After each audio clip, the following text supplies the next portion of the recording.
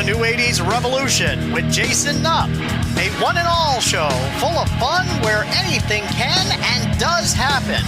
Pickups, fan mail, toy reviews, camping with the New 80s Revolution Jr. Whatever the heck else does not fit into a specific category, Jason covers it right here, folks. And now, the host of the New 80s Revolution, Jason Nupp.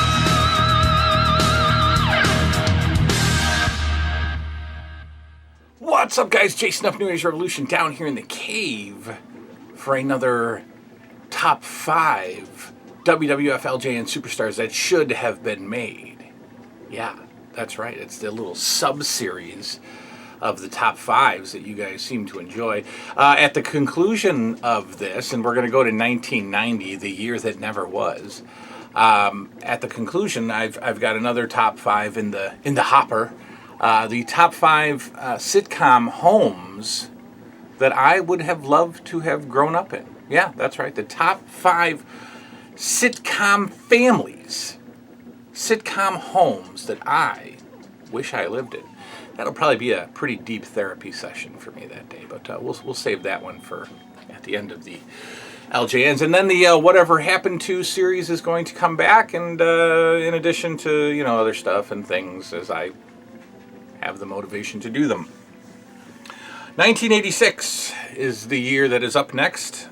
We've gotten some good feedback for 85, some other ideas for 85. Everybody's talking about Tonga Kid. Yes, I agree. But he, I don't know, he was never standing out 5, right? There were 5 others that were always before him in my head. I'm sure he would have been 6th, for 84. Tonga Kid actually came in 83 and had no affiliation with Jimmy Snuka whatsoever. And it's kind of weird because at that point they were bringing in Samula for the Samoans because I think Afa was starting to fade out a little bit. But not really, because he wrestled plenty. I don't know what I know bringing in Samula was to ease the tension, I think, on Afa. But then they got the Tonga Kid and they just bring him in randomly, with no affiliation to anybody. And usually the Samoans or the Islander type of characters are bad, I guess. Jimmy Snuka started off bad. But anyway, Tonga Kid comes in late 83, and I wouldn't call him an enhancement worker, but he didn't start off doing much of anything. His career really took off in that brief moment that he was paired with Jimmy Snuka to take on Roddy Piper. Anyways, yes, Tonga Kid should be on the list. Tiger Chung Lee should be on the list. I liked him a lot. I thought he was... you can't say underutilized, right? Because he's probably making money and doing fine, and But Tiger Chung Lee was great. I liked him better as a singles wrestler than teaming with Mr. Fuji, but I like Tiger Chung Lee, so he would be on the list as well. But now we're talking about 1986. 1986 saw WWF starting to go in a little bit more of a character direction. In fact, I guess one of the figures that I think would have worked in '86 is definitely from the character world of the WWF in the early '90s. The IRS, the Duke, the Dumpsters, I don't even know, all the silly characters that they came up with in that bad era of WWF. But I think that in 1986, we could have gotten Uncle Elmer. That's right, Uncle Elmer. Now, the controversy is, well, do we have one of the cousins come in? Do we have Cousin Luke? Do we have Cousin Junior? Do we do a whole hillbilly 4-pack? Well, we could, but I'm not including any of the cousins in this one. I'm gonna go with just plain old Uncle Elmer, who the reason I say is because he's like this massive figure. He would have been a massive King Kong Bundy style figure with overalls. And I think it would have been cool. I think it could have been cool to team him up with your Hillbilly Jim figure, Hillbilly Jim figure. Let the good hillbilly get some action. Maybe even somehow work a heel turn in there for the dreaded hillbillies and have them go rogue. But Uncle Elmer, I would not have minded seeing in 1986 at all. Wrestling wise, it was dreadful to watch him in the ring. Horrible indeed, but a figure would have just been fine. The second guy that I think should have been made in 1986, and really, you got to punch up when he does that. Punch him in the mouth, and then he's trying to beat King Hippo. Punch him in the mouth, and then go low. Yeah, Liam's trying to beat King Hippo here. There you go. Oh, no, he can't get it. Anyway, this guy was a mainstay, and you got to include him in a figure list. Leapin' Lanny Poffo, ladies and gentlemen. Leapin' Lanny was WWF couldn't figure out what to do with him. You know, make him a superstar, make him a jobber, make him a mid-carder, make him a, you know, I don't know. Guy beats Hulk Hogan and loses in the opening match at MSG. I don't know. But Lanny Poffo, I think, clearly should have had a figure. Absolutely had a figure. And yeah, I mean, brother of Randy Savage, you know, sure, yeah, get him a figure. He's a WWF mainstay. You know, give him the SD Jones, Corporal Kirshner, Ted Arcidi, Outback Jack. Give him that honor of having a jobber-esque LJN figure. So these guys that I'm going to say next, the only reason why I put them on the list, well, first of all, you got to look at, you know, when you're doing these, you look at the roster and you see, you know, who's even there, right? Who's even, nice job, knocked out King Hippo. Who's even there in 86, you know, that didn't already have an LJN or that I didn't already mention in 84, 85. Now, one of the silliest things ever happened in 86, Andre the Giant was suspended by Jack Tunney, and I cannot remember for what. I can't wait to go back and watch it, but I can't remember why Jack Tunney was suspended. I think it was just because Andre was away for so long. Like Jack Tunney just suspended him because he was like MIA, you know? I don't know. I can't remember why Andre got suspended. But, you know, like a month or two after he was suspended, suddenly he's back under a mask with two other fellas, the Machines, ladies and gentlemen.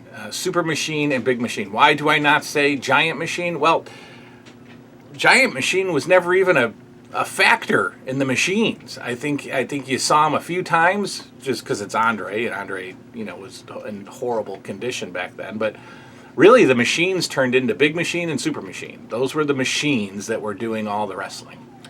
And if you didn't know, Super Machine, get it? Super Machine was Bill Eadie, Demolition Axe, and the Masked Superstar.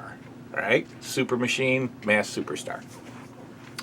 And Big Machine was none other than Blackjack Mulligan.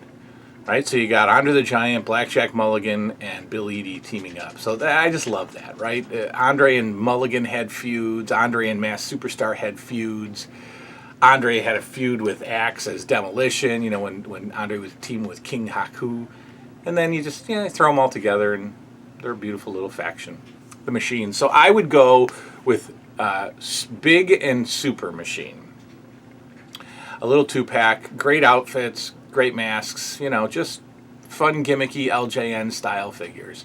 I would have left out Giant Machine as a figure, though. That would have been like our 9th Andre the Giant figure. And Liam cannot beat, what's this guy's name? I forget. The guy after King Hippo. The guy with the turban. What's his name? He can't figure out how to do the block when he does his super punch. How do you block? You just I don't know what's block, down, up. You got to block when he does that punch. All right, anyway. So far we've got Uncle Elmer, Lanny Poffo, and the tag team duo of Big and Super Machine. Coming in at number 4, I think this guy... First of all, there's been some decent customs, and I think the thumbnail for this video is a custom. Very easy custom to make, it seems like. Anytime I've ever seen this figure made, it's been made by repainting SD Jones. I'm talking about the natural Butch Reed. Sure, why not? You know, again, you take a look at the roster, and you go with what's, you go with who's left. And Butch Reed got enough of a push. He was involved in a little extra gimmick at WrestleMania 3, I remember, and he had the gimmick. He had the blonde hair, which of course leads to the name The Natural, right? And prior to that, Butch Reed was a real tough guy, doing a lot of Mid-South wrestling stuff, and anybody wrestling for Bill Watts in Mid-South, was a wrestler. And so, of course, he comes to Vinnie Land, and they turn him into a silly, blonde-haired, character. And I guess not much of a character. I guess his only character was the blonde hair. I mean, he was still Butch Reed. So I think an LJN figure would have been just fine. The customs, they look like a painted SD Jones, but that's what customs are. I've seen them, and, they're customs. But Butch Reed is on the list, the natural Butch Reed. Now, finally, unlike the Hillbillies, we could have included the offshoots, the Cousin Junior and the Cousin Luke, right? And then maybe we could have had our first LJN 4-pack with Hillbilly Jim. But for this last team, I'm going to include both of them, even though one of them stuck around for about 3 months in the WWF. And then the other one stuck around but turned into an enhancement worker. I'm talking about Jimmy Jack Funk in a 2-pack right next to Dory Funk Jr. That's right. Even though Dory was around for a little bit of time, I think it would have been cool to put him in a 2-pack with Jimmy Jack Funk. First of all, Jimmy Jack Funk had an incredible LJN look with the Zorro mask and the long stringy hair and the chaps and the vest. Very Terry Funk style figure.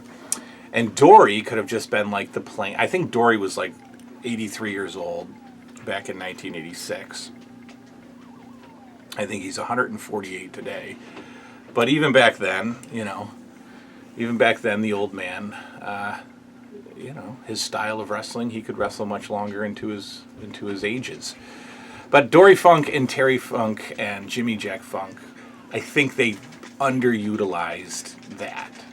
Terry Funk, one of the best of all time. Dory is his style is, puts you to sleep, but he could have been kind of like the patriarch of the team, right? And then you got the wild Jimmy Jack Funk, who they just can't control. I think they dropped the ball on that 6-man tag team. I think that would have been awesome if they'd given them more of a dastardly run as like top heels in the WWF. And I don't care that Jimmy Jack was, jobbed. I mean, you can make anybody anything you want. So they could have made Jimmy Jack, a tough, unbeatable Funk brother. But they didn't. So that's that. That's the list. Uncle Elmer, without one of the cousins. We got Leap and Lanny Poffo. We've got the Super and Big Machine, leaving Andre at home. We have the natural Butch Reed. And we have Dory and Jimmy Jack Funk 2-pack. Those are my missing LJNs for 1986. We will come back to 87, 88, 89, and 90. The year that never was. And don't worry, 89 is not going to be just the guys that should have been made that weren't made. We're not even going to include them. We're going to go all new guys. So that's that. Thanks for hanging out. We'll be back. And we'll see y'all soon. Good night now. Did you find... Oh, you beat King Hippo again. Congratulations.